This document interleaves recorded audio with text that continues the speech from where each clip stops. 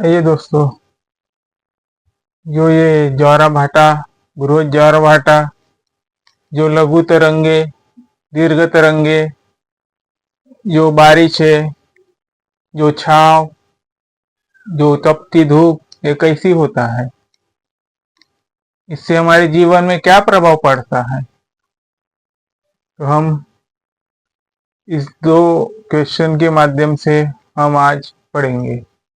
जो लघु ज्वारा भाटा है ना, जो लघु ज्वारा भाटा है, जो पृथ्वी है ना वो सूर्य की ऐसी मुंह करके रहती है, और चंद्रमा है ना जो पृथ्वी के ऊपर रहता है। मतलब वो एक लाइन में सीधे नहीं होते। ये लघु ज्वारा भाटा है, ये लघु ज्वारा भाटा है। आपको क्वेश्चन में पूछा जाएगा कि लघु ज्वारा भाटा में चांद किस तरफ होता है, सीधे में रहता है, आपको उत्तर दिया जाएगा तो उसका ऑप्शन नहीं रहेगा। ऐसी तिरछाई में बताया है तो इसका ऑप्शन सही होगा। ये ऐसी बताते हैं, एक दो बार क्वेश्चन आया है पेपर में, क्योंकि करंट अफेयर से रिलेटेड है। बृहद ज्वार भाटा, जो कि बड़ी बड़ी तरंगे पनपती है समंदर में, एक दिन में 2 बार पनपती है, एक दिन में 2 बार आती है, और उसका समय है 12-12 घंटे के तकरीबन। एक दिन में 24 घंटा होता है,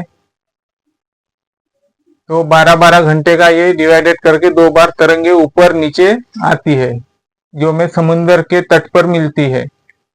जैसे हम मुंबई की तरफ गए, गोवा की तरफ गए, जो वहां पे समंदर है उस दिशा में।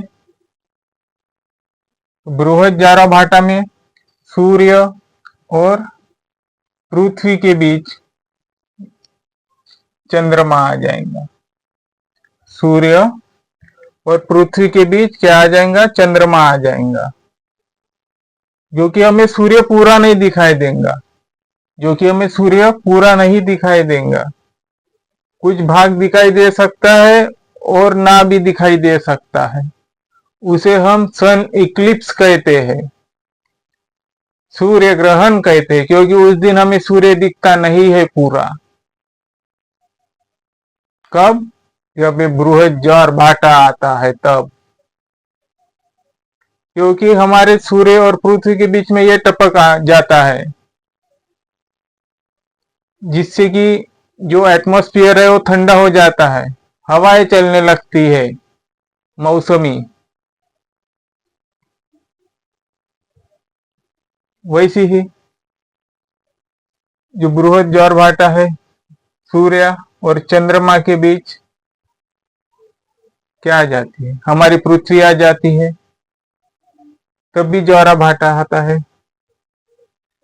जैसी यहाँ पे सूर्य को पृथ्वी नहीं दिखती, पृथ्वी को सूर्य नहीं दिखता, सूर्य को पृथ्वी नहीं दिखती और पृथ्वी को सूर्य नहीं दिखता, वैसे ही यहाँ पे अगर पृथ्वी आ जाती है, ये 2 कंडीशन पाई जाती है बृहद ज्वार भाटा में, तो सूर्य को चंद्रमा नहीं दिखेगा और चंद्रमा को सूर्य नहीं दिखेगा, क्योंकि इनके बीच में आ जाती है पृथ्वी। तो पृथ्वी पे जो समंदर के तट है ना, वहां पे ठंडी ठंडी मौसमें चलती है, हमें थोड़ी गर्मी से राहत मिलती है, हम महसूस करते हैं कि कितना अच्छा एटमॉस्फेयर है।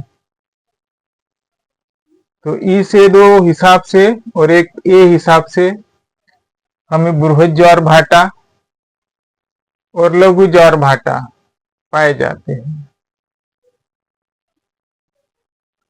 जो कहते हैं ना चंद्रमा में भी दाग है, नहीं, चंद्रमा में दाग नहीं है, ये सरासर गलत है। कोई हर इंसान में भी कोई ना कोई दाग रहता है, वो बातें अलग है, ये बनाई हुई बातें हैं। पर जो रियल में चंद्रमा में हमें आसमान में दिखते हैं ना, वहां पे कुछ पर्वत है, उबड़ी खाबड़ी जमीन है,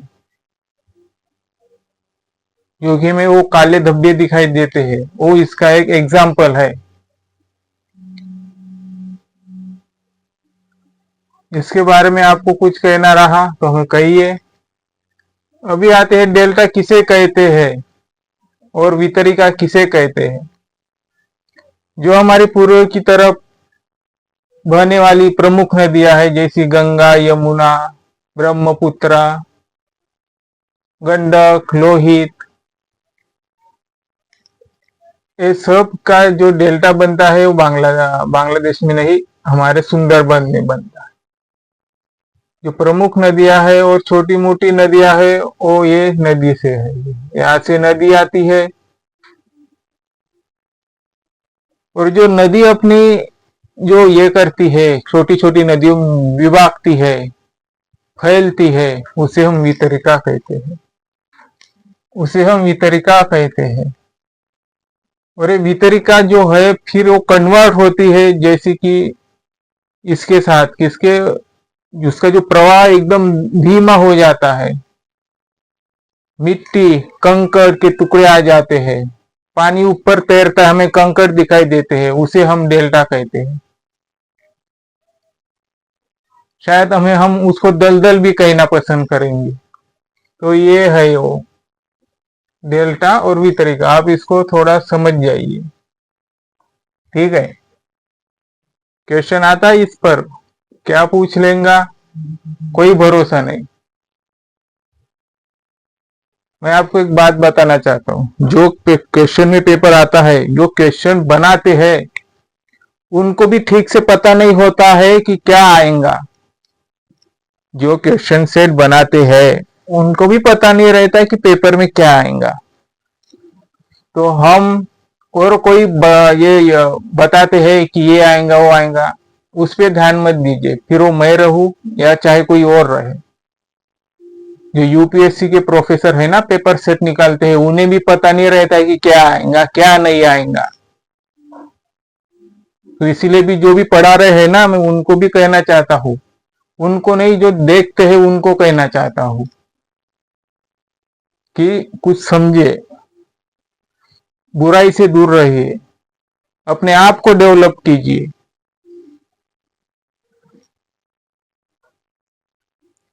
चलिए आइए, लाहौर षड्यंत्र ये 1931 में हुआ, जो 1931 में हुआ, जिसके नेतृत्व कर रहे थे हमारे जतिन दास जी। चटगांव शस्त्रागार 1930 में हुआ, हमारे नेतृत्व कर रहे थे सूर्य सेन जी। काकोरी षड्यंत्र जो कि रेल से था, 1925 में हुआ, जो इसके नेतृत्व कर रहे थे हमारे राम प्रसाद बिस्मिल जी। गदर पार्टी 1913 में बनी, इसके नेतृत्व कर रहे थे लाला हरदयाल। तो ये आपको सब ध्यान रखना है। मैं आपको और फिर से बात करना चाहिए, कोई भी पढ़े उनसे जरा सतर्क रहिए। जो कहते हैं ना हम पढ़ा देंगे वो कर देंगे, कुछ नहीं। हमने आपको अभी एग्जाम्पल बताई, जो पेपर सेट निकालते हैं ना उसको भी पता नहीं रहता है क्या आ जाएगा। आपको अपनी काबिलियत ऐसी बनाना पड़ेगा कि आप क्वालिफाई कैसी हो जाए। अभी हम क्लास में देखते हैं, बच्चे जो गणित के पीछे पड़े होते हैं, गणित के पीछे पड़े होते हैं आरआरबी में, जो मैथ्स के पीछे पड़े होते हैं तो मैथ्स के पीछे पड़े होते हैं। जैसे वो आरआरबी में कितना मार्क आता है 30 का, क्यों 30 में से 25 ले ही लेंगे। जो बहुत ही होशियार है वो ले ही लेगा, जो बचपन से मतलब काउंटिंग में करना अच्छा है। पर जो प्राइमरी स्कूल से बच्चे आते हैं, गरीब घर से बच्चे आते हैं, मिडिल स्कूल से बच्चे आते हैं, मैं उनको सलाह देना चाहूंगा, जो मैथ्स का पोर्शन है ना, जो ये मैथ्स का पोर्शन है ना, इसमें आरआरबी में 30 क्वेश्चन आते हैं। तो आप 30 की उम्मीद से ना देखें, आप ऐसी देखिए से कम 10-15 क्वेश्चन मिल जाए। तो आपको क्या करना पड़ेगा 10-15 क्वेश्चन के लिए, कुछ profit and loss, easy topic ले लेंगे, profit and loss, compound interest, ये एक हो गया। प्रॉफिट एंड लॉस से एक क्वेश्चन आ गया, सॉरी प्रॉफिट एंड लॉस नहीं, परसेंटेज अच्छे से कीजिए। इसमें से 2-3 क्वेश्चन तो पूछ ही लेंगे। फिर कीजिए आप ये परसेंटेज, फिर कंपाउंड इंटरेस्ट कीजिए, इसमें से भी एक दो क्वेश्चन आ ही जाएंगे। फिर टाइम एंड डिस्टेंस, वो थोड़ा इजी है। टाइम एंड वर्क को भी थोड़ा इजी है। ऐसी करके आपको 10-15 क्वेश्चन बनाने पड़ेंगे, और अपने हिसाब से आपको क्वेश्चन नहीं समझ में आता है तो जो क्वेश्चन में आंसर दिए रहते हैं आप उसके हिसाब से भी एक दो क्वेश्चन ले सकते हो। तो ऐसे करके 10-12 की रेंज में क्वेश्चन आ जाएगा। तो होते कितने मार्क, कम से कम हम 12 ही पकड़ लेते, 10 ही पकड़ लेते हैं। 10 क्वेश्चन ये हो गया। रीजनिंग में कोई अच्छी मार्क लाता है 20 हो गया। और जो जीके है, करंट अफेयर्स है, बच्चे वही पुरानी किताब पढ़ते हैं, आते हैं उससे कुछ पर पूरा नहीं आता है। 10 भी नहीं आता है। 5 क्वेश्चन आएंगे तो आएंगे, नहीं तो वो भी नहीं आएंगे। 10 क्वेश्चन आएंगे तो आएंगे, नहीं तो वो भी नहीं आएंगे। उसके साथ आपको करंट अफेयर से जुड़े रहना पड़ेगा, जो कि हमेशा ही पूछते हैं करंट अफेयर से। तो करंट अफेयर्स के कितने आते हैं? 40। तो 40 में से आपको 25 और 20 भी मिल गए। 25, हाँ, 20 की रैंक पकड़ लेते, तो 50 मार्क होते हैं आपके। कितने? 100 में से, मतलब 50 पे कट ऑफ लगता है ना। कट ऑफ का आपको ये नहीं, अच्छी पढ़ाई करके जाइए, खत्म कर दीजिए। तो ये 50 मार्क ला लीजिए और CBT 2 के लिए क्वालिफाई कर लीजिए।